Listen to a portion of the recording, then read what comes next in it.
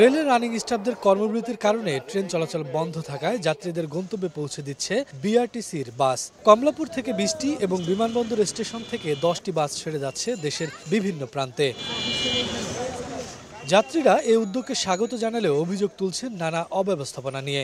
Train ছিল তো আসলাম, এখন ওইখান থেকে তো কোনো সদুত্তর দিচ্ছে না, বিআরটিসি কর্তৃপক্ষ কোনো সদুত্তর দিতে পারতেছে না। রিফান্ড করার জন্য অনলাইনে যখন আমি রিফান্ড করতে গেলাম, সকালে আমি ট্রাই করছি, সকালে আমাকে 180 টাকার টিকিট 40 টাকা ফেরত দিচ্ছে। অতি দ্রুত এই সমস্যার সমাধান করে আমাদের ট্রেন পুনরায় চালু করা হোক।